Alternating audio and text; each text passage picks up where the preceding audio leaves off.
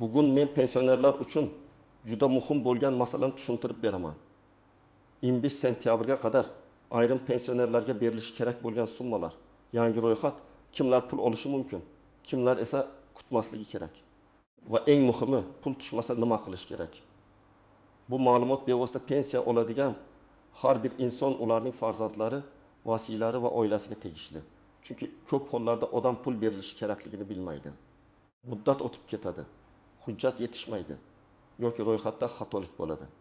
Men sizga bu mavzuni oddiy tilda, lekin mutaxassis sifatida tartib bilan tushuntiraman. Iltimos, hoziroq kanalga obuna bo'ling, videoga like bosing. Chunki bunday ma'lumotlar vaqtida yetib borsa, ko'p pensionerlar o'z haqini o'z vaqtida oladi. Ayniqsa oilangizda keksa ota-onangiz, bobo buvingiz, nogironligi bo'lgan pensioner yoki boquvchisini yo'qotgan shaxs bo'lsa, bu videoni oxirigacha ko'ring. Avvalgi tartibda ko'p pensionerlar pul tushishini faqat pensiya kuni kutardi. Ya'ni oy boshida yoki belgilangan sanada pensiya kartaga tushadi yoki naqd shaklda yetkaziladi. Odam shu bilan ish tugadi deb o'ylaydi. Lekin amaliyotda pensiyaga qo'shimcha to'lovlar, qayta hisob-kitobdan keyingi farqlar, indeksatsiya farqlari, avval noto'g'ri hisoblangan summalar, kompensatsiyalar yoki bir martalik to'lovlar alohida ro'yxat asosida berilishi mumkin. Mana shu joyda muammo boshlanadi. Pensioner o'zini ro'yxatda bor deb o'ylaydi, lekin aslida ma'lumot yangilanmagan bo'ladi. Kimdir bank kartasini almashtirgan, kimningdir yashash manzili o'zgargan, kimdir boshqa tumanga ko'chgan, kimdir nogironlik guruhi bo'yicha qayta tibbiy ko'rikdan o'tgan. Lekin bu ma'lumot tizimga vaqtida tushmagan bo'lishi mumkin. Natijada odam pulni kutadi, lekin mablag' tushmaydi. Keyin esa hammaga berildi, menga berilmadi degan norozilik paydo bo'ladi. Hozir esa asosiy e'tibor shunda. 25 sentyabrgacha tegishli toifalardagi pensionerlarga belgilangan summalar, yetkazilishi kerak bo'lgan ro'yxatlar shakllantiriladi yoki aniqlashtiriladi. Bu degani hamma pensioner bir xil summa oladi degani emas. Bu juda muhim. Har bir pensionerning holati alohida. Yoshi, pensiya turi, ish staji, oldingi hisob-kitobdagi farq, oilaviy holati, nogironlik guruhi, bank rekvizitlari va mahalliy bo'limdagi ma'lumotlariga qarab to'lov masalasi turlicha bo'lishi mumkin. Oldin pensionerlar ko'pincha pensiya jamg'armasi yoki mahalla orqali og'zaki ma'lumot olardi. Kimdir qo'shnisidan eshitardi. Kimdir bankka borib so'rardi. Kimdir pochta xodimidan bilardi. Bunday usulda aniqlik kam bo'ladi. Bir pensionerga tegishli bo'lgan to'lov boshqasiga tegishli bo'lmasligi mumkin. Bir kishiga qayta hisob-kitobdan 20 ming so'm farq chiqadi. Boshqa kishiga esa hech qanday farq chiqmaydi. Lekin ikkalasi ham pensionerman, demak men ham olishim kerak deb o'ylashi tabiiy. Hozirgi tartibda ma'lumotlar ko'proq elektron bazalar orqali tekshiriladi. Bank kartalari, pensiya tayinlangan shaxsning pasport ma'lumotlari, yashash manzili, pensiya turi, nogironlik holati va boshqa ma'lumotlar solishtiriladi. Bu yaxshi tomoni shundaki xatolar kamayadi. Yomon tomoni esa shundaki bitta ma'lumot noto'g'ri bo'lsa ham to'lov kechikishi mumkin. Masalan, pensionerning kartasi muddati tugagan, u yangi karta olgan. Lekin pensiya jamg'armasi bo'limiga yangi karta raqamini bildirmagan. Pul ajratilgan bo'lsa ham eski karta faol bo'lmagani uchun mablag' qaytishi yoki to'lov to'xtab qolishi mumkin. Yana bir misol. Pensioner boshqa tumanga ko'chib ketgan, lekin pensiya hujjatlari eski tumanda qolgan. Bunday holatda ro'yxatda chalkashlik chiqadi. Odam esa pulni kutib yuradi. Asosiy masala shuki, 25 sentyabrgacha bo'lgan muddatni beparvo o'tkazib yubormaslik kerak. Agar siz yoki yaqinlaringiz tegishli toifaga kirsa, hujjatlar joyida, bank kartasi faol, telefon raqami ishlaydi. Pasport ma'lumotlari yangilangan bo'lishi kerak. Chunki pul berilishi kerak bo'lgan holatda ham texnik yoki hujjatdagi xato sabab kechikish yuz beradi. Eng avvalo men shuni aniq aytaman. Har qanday yangi ro'yxat degan gapni eshitganda odam vahimaga tushmasligi kerak. Ro'yxat degani pul hammaga bir xil tarqatiladi degani emas. Ro'yxat odatda aniq shartlarga mos keladigan shaxslarni ajratish uchun tuziladi. Shuning uchun birinchi savol shunday bo'lishi kerak. Men qaysi toifaga kiraman? Birinchi toifa, pensiyasi qayta hisoblangan pensionerlar. Masalan, odamning ish staji bo'yicha hujjati kech topilgan bo'lishi mumkin. U oldin 27 yil staj bilan pensiya olayotgan edi. Keyin arxivdan yana 5 yil ish staji tasdiqlandi. Natijada pensiya miqdori oshadi. Agar oshirgan miqdor oldingi oylarga ham tegishli bo'lsa, farq summasi berilishi kerak bo'ladi. Tasavvur qiling, bir pensioner oyga 1 million 120 ming so'm olardi. Qayta hisobdan keyin pensiyasi 1 million 620 ming so'm bo'ldi. Farq 170 ming so'm. Agar bu farq 4 oyga tegishli bo'lsa, 690 ming so'm alohida to'lov sifatida chiqishi mumkin. Lekin bu hamma uchun emas, aynan qayta hisob qilingan shaxs uchun. Ikkinchi toifa indeksatsiya yoki oshirishdan keyingi farqini olishi kerak bo'lgan pensionerlar. Ba'zan pensiya miqdori oshiriladi.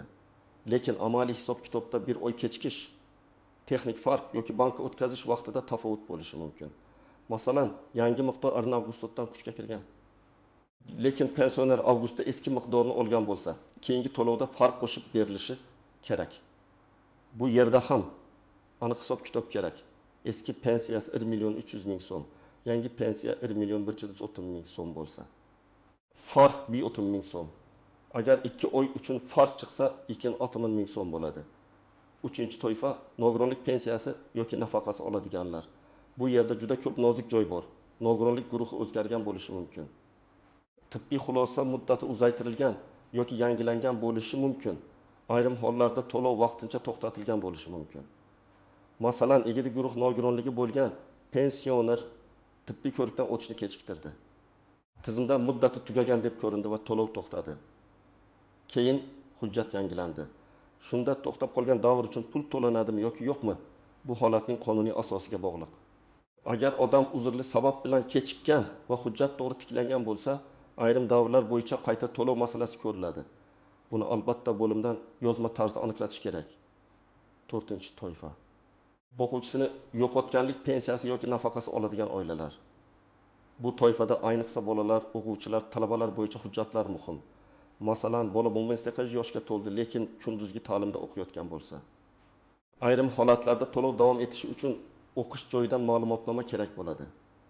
Agar ma'lumotnoma vaqtida topshirilmasa, to'lov to'xtashi mumkin. Keyin hujjat olib borilganda ro'yxatga qayta kiritish masalasi ko'riladi.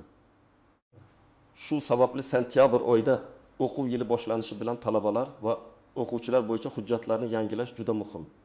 5-toifa bank kartasi, pasport yoki yashash manzili bo'yicha ma'lumoti o'zgargan pensionerlar.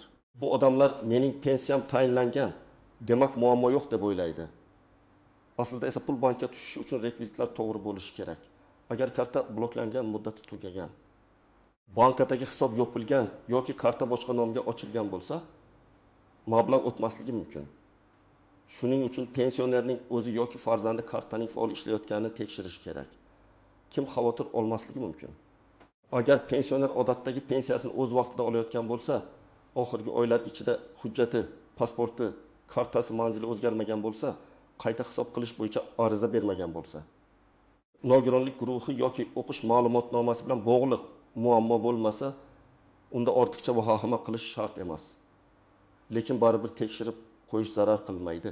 Chunki ko'p xatolar faqat odam so'ragandan keyin aniqlanadi. Birinchi misol. Toshkent viloyatida yashaydigan 68 yoshli pensioner ayol oyiga 1 million 750 ming so'm pensiya oladi. Uning turmush o'rtog'i vafot etgan, o'zi esa ilgari 32 yil ishlagan. Farzandlari orqidan yana 3 yil ish staji tasdiqlovchi hujjat topdi. Ariza berildi. Pensiya qayta hisoblandi. Natijada pensiya oyiga 95 ming so'mga oshdi. Agar bu oshirish 6 oy oldingi sanadan hisoblanadigan bo'lsa, ayolga 570 ming so'm farq berilishi mumkin. Lekin agar u ariza bermaganda, hech kim avtomatik tarzda uning eski ish joyini izlab bermas edi. Bu yerda asosiy sabab hujjat taqdim etildi. Qayta hisob bo'ldi, farq yuzaga keldi. Ikkinchi misol. Samarqandda yashaydigan pensioner erkak bank kartasini almashtirdi. Eski kartasi muddati tugagan, yangi karta ochilgan, lekin pensiya bo'limiga aytilmagan. Pensiya ajratilgan, ammo o'tkazmada muammo bo'lgan. Erkak menga bermayapti deb o'ylaydi. Aslida sabab kartada. U bankdan yangi hisob rekvizitlarini olib, pensiya jamg'armasi bo'limiga topshiradi. Keyin to'lov tiklanadi. Bunday holatda odam bir hafta ichida muammoni hal qilishi mumkin bo'lgan masalani bir oy kutib yurmasligi kerak. Uchinchi misol. Farg'onada o'quvchisini yo'qotganlik bo'yicha to'lov olayotgan oila bor. Oiladagi farzand 18 yoshga to'lgan, lekin kollej yoki universitetning kunduzgi bo'limida o'qishni davom ettirmoqda. O'qish joyidan ma'lumotnoma sentyabrda topshirilishi kerak. Agar bu hujjat berilmasa, tizim bolani endi voyaga yetgan deb ko'rib, to'lovni to'xtatishi mumkin. Oila esi keyin nega pul kamaydi deb hayron bo'ladi. Sabab oddiy. Hujjat yangilanmagan. 4-misol. Qashqadaryoda yashovchi nogironligi bo'lgan pensioner tibbiy ko'rikdan o'tish muddatini o'tkazib yubordi. Pensiya vaqtincha to'xtadi. U keyin hujjatni yangiladi. Lekin o'tgan davr uchun pulni avtomatik olaman deb kutdi. Bu yerda har doim ham avtomatik bo'lmaydi. Bo'limga borib, holatni yozma ravishda tushuntirish, tibbiy xulosa nusxasini topshirish. To'lov qaysi kundan tiklanishini aniqlash kerak. Agar xodim og'zaki kutavering desa ham, men doim ariza topshirishni maslahat beraman. Chunki yozma ariza bo'lsa, murojaat sanasi qayd etiladi. Birinchi nozik jihat. Ro'yxatda yo'qlik har doim ham huquq yo'q degani emas. Ba'zan odam ro'yxatga texnik sabab bilan tushmay qoladi. Masalan, familiya pasportda bir xil, ba'zida boshqacha yozilgan bo'lishi mumkin. O harfi, apostrof, tug'ilgan sana yoki pasport seriyasi noto'g'ri kiritilgan bo'lishi mumkin. Shuning uchun sizga ro'yxatda yo'qsiz deyishsa, darhol taslim bo'lmang. Sababini so'rang. Qaysi mezon bo'yicha kiritilmagan, qaysi hujjat yetishmayapti? Qanday tuzatish kerak? Ikkinchi nozik jihat. Pensiya miqdori o'sishi bilan qo'shimcha farq doim ham katta summa bo'lmaydi. Ba'zi odamlar internetda hamma pensionerga 2 million so'm berilar ekan degan gaplarni eshitadi. Men bunday xabarlarga ehtiyot bo'lishni aytaman. Agar sizga tegishli summa qayta hisobdan chiqqan bo'lsa, u 20 ming so'm ham, 500 ming so'm ham, ayrim hollarda undan ko'proq ham bo'lishi mumkin. Hammasi aniq hisob kitobga bog'liq. Bitta odamning summasini boshqasiga qo'llab bo'lmaydi. 3-nozik jihat. Qarzdorlik yoki ushlab qolishlar. Ayrim pensionerlarning pensiyasidan aliment, kredit bo'yicha sud qarori. Ortiqcha to'langan summani qaytarish yoki boshqa qonuniy ushlab qolishlar bo'lishi mumkin. Shunda odam menga to'liq tushmadi deb o'ylaydi. Aslida esa mablag'ning bir qismi qonuniy tartibda ushlab qolingan bo'lishi mumkin. Bunday vaziyatda bankdan kirim-chiqim ma'lumotini pensiya jamg'armasidan hisob-kitob varaqasini so'rash kerak. 4-nozik jihat. Naqd va karta orqali to'lov muddatlari farq qilishi mumkin. Kartaga pul bir sanada tushadi. Naqd yetkazib berish esa pochta yoki mas'ul tashkilot jadvaliga qarab bir necha kun davom etishi mumkin. Shuning uchun qo'shningiz kartaga oldi, sizga naqd hali kelmadi degani, siz ro'yxatdan tushib qoldingiz degani emas. Lekin 11 sentyabrgacha berilishi kerak bo'lgan to'lov bo'lsa va belgilangan muddatdan keyin ham hech qanday xabar bo'lmasa, albatta murojaat qilish kerak. 5-nozik jihat. Ishonchnoma orqali pensiya oluvchilar. Keksa yoki yura olmaydigan pensionerlar ko'pincha farzandi, qarindosh yoki boshqa ishonchli shaxs orqali pul oladi. Bu yerda ishonchnomaning muddati tugamagan bo'lishi kerak. Agar ishonchnoma muddati tugagan bo'lsa, pul ajratilgan bo'lsa ham olishda muammo bo'ladi. Shuningdek, ishonchnoma berilgan shaxsning pasport ma'lumotlari ham to'g'ri bo'lishi kerak. 6-nozik jihat. Vafot etgan pensionerga tegishli to'lovlar. Agar pensioner vafot etgan bo'lsa, ayrim holatlarda ololmay qolgan pensiya yoki hisoblangan, lekin olinmagan summa merosxo'rlar yoki oila a'zolari tomonidan qonuniy tartibda olinishi mumkin. Buning uchun o'lim haqidagi guvohnoma, qarindoshlikni tasdiqlovchi hujjat, meros yoki tegishli ariza talab qilinadi. Bu masala juda ehtiyotkorlik bilan rasmiylashtiriladi. Shuning uchun og'zaki gap bilan cheklanmaslik kerak. Birinchi qadam. Pensionerning oxirgi to'lovlarini tekshiring. Bank ilovasidan, bankomatdan yoki bank bo'limidan oxirgi kirimlarni ko'ring. Qaysi sanada qancha pensiya tushganini yozib oling. Agar naqd olinsa, pochta kvitansiyasi yoki to'lov varaqasini saqlang. Bu oddiy ishdek ko'rinadi, lekin keyin hisob-kitobda juda kerak bo'ladi. Ikkinchi qadam, hujjatlarni tartibga keltiring. Pasport yoki ID karta, pensiya guvohnomasi, bank karta rekvizitlari, nogironlik bo'yicha tibbiy xulosa, ish stajini tasdiqlovchi hujjatlar, arxiv ma'lumotnomalari, o'qish joyidan ma'lumotnoma, ishonchnoma bo'lsa, uning nusxasi tayyor turishi kerak. Hujjatlarning rasmini telefonda saqlab qo'yish ham foydali, lekin rasm har doim asl hujjat o'rnini bosmaydi. 3-qadam, pensiya jamg'armasining tuman yoki shahar bo'limiga murojaat qiling. Men og'zaki so'rash bilan cheklanmaslikni maslahat beraman. Ariza yozing. Arizada familiya, ism, otasining ismi, pasport ma'lumotlari, telefon raqami, pensiya turi va savolingizni aniq yozing. Masalan, 25 sentyabrga qadar shakllantirilgan ro'yxat bo'yicha menga qo'shimcha to'lov yoki qayta hisob kitob farqi tegishli emasligini aniqlab berishingizni so'rayman. Shunday yozilsa, xodim umumiy gap emas, aniq javob berishi kerak bo'ladi. 4-qadam, agar karta bilan bog'liq muammo bo'lsa, bankka boring. Kartaning faol yoki faol emasligini, hisob raqami yopilmaganini, blokirovka yo'qligini tekshiring. Bankdan hisob rekvizitlarini oling. Ba'zan karta raqami emas, aynan hisob raqami kerak bo'ladi. Shu rekvizitlarni pensiya bo'limiga topshiring va qabul qilinganini tasdiqlatib oling. 5-qadam, agar sizga rad javobi berilsa, sababini yozma so'rang. Sizga tegishli emas degan og'zaki gap yetarli emas. Nima uchun tegishli emas? Qaysi hujjat yetishmayapti? Qaysi band bo'yicha rad etildi? Qayta murojaat qilish mumkinmi? Mana shu savollarni yozma javobda ko'rish kerak. Chunki keyin yuqori tashkilotga yoki huquqiy maslahatga murojaat qilmoqchi bo'lsangiz, yozma javob asos bo'ladi. 6-qadam, internetdagi xabarlarga tanqidiy qarang. Agar kimdir hamma pensionerga falon summa beriladi desa, darhol ishonmang. Rasmiy manba, pensiya jamg'armasi, bank, mahalla yoki tegishli davlat xizmati orqali tekshiring.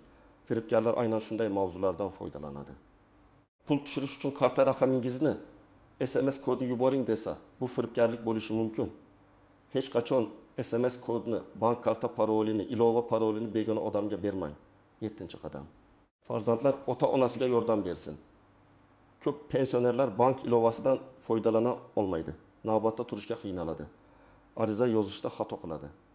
Shuning uchun farzandlar, nabiralar, yaqinlar hujjatlarni tekshirib, kerakli joyga birga borish kerak. Ayniqsa yoshi katta, yolg'iz yashaydigan, eshitishi yoki ko'rishi qiyin bo'lgan pensionerlar yordamga muhtoj. Agar 15 sentyabrgacha pul tushishi kerak deb hisoblasangiz, lekin mablag' kelmasa, birinchi kuni vahima qilmang, lekin kutib ham yotmang. Avval bank hisobini tekshiring, keyin pensiya jamg'armasi bo'limiga qo'ng'iroq qiling yoki boring. O'zingiz bilan pasport, pensiya guvohnomasi va bank rekvizitlarini oling. Menga pul tushmadi deyishdan ko'ra, mening hisob kitobim bo'yicha qayta to'lov yoki farq bo'lishi kerak, ro'yxatdagi holatimni tekshirib bering deb aniq murojaat qiling. Agar xodim hali tushadi desa, qachon tushishini so'rang. Qaysi sanada, qaysi bankka, qaysi summa? Agar summa ko'rinmasa, sabab nima? Agar hujjat yetishmasa, qaysi hujjat? Mana shunday savollar odamni aniq natijaga olib boradi. Agar sizga hujjat yetishmayapti deyishsa, uni tezda to'ldiring. Masalan, o'qish joyidan ma'lumotnoma kerak bo'lsa, talabaning dekanati yoki o'quv bo'limidan oling. Ish staji bo'yicha arxiv ma'lumotnomasi kerak bo'lsa, eski ish joyi, arxiv yoki tegishli tashkilotga murojaat qiling. Nogironlik bo'yicha hujjat kerak bo'lsa, tibbiy xulosa va belgilangan muddatlarni tekshiring. Agar barcha hujjat joyida bo'lsa, lekin pul baribir tushmasa, yozma ariza qoldiring. Arizaning kirim raqamini oling yoki qabul qilingan sanasini qayd ettiring. Bu juda muhim, chunki keyin siz murojaat qilmagansiz deyishlari mumkin. Murojaat qayd etilgan bo'lsa, javob berish majburiyati paydo bo'ladi. Bugungi mavzuda eng muhim fikr shuki, 15 sentyabrgacha pensionerlarga berilishi kerak bo'lgan summalar masalasida hamma uchun yagona javob yo'q. Kimdir qayta hisobdan farq oladi, kimdir indeksatsiya farqini oladi, kimdir hujjat yangilamagani uchun to'lovni vaqtida olmaydi, kimdir esa umuman bu ro'yxatga kirmaydi. Shuning uchun har bir pensioner o'z holatini tekshirishi kerak. Men sizga mutaxassis sifatida shuni maslahat beraman. Hujjatlaringizni tekshiring, bank kartangiz faol ekanini aniqlang. Agar shubha bo'lsa, pensiya jamg'armasiga yozma murojaat qiling. Og'zaki gap bilan cheklanib qolmang. Ayniqsa qayta hisob nogironlik, o'quvchisini yo'qotganlik, talabalik ma'lumotnomasi, yangi bank kartasi va yashash manzili o'zgarishi bo'yicha holatlar bo'lsa, vaqtni bo'y bermang. Agar siz yoki yaqinlaringiz bu masalada pul olgan bo'lsa, qancha muddatda tushgani va qanday hujjat talab qilinganini izohlarda yozib qoldiring. Boshqa pensionerlarga ham foydasi tegadi. Videoga like bosing, kanalga obuna bo'ling va bu ma'lumotni ota-onangiz, qarindoshlaringiz, qo'shnilaringiz bilan ulashing. Chunki ko'p hollarda pensioner o'z haqini bilsa, vaqtida harakat qilsa va hujjatini to'g'ri topshirsa, unga tegishli mablag'ni olish imkoniyati ancha oshadi.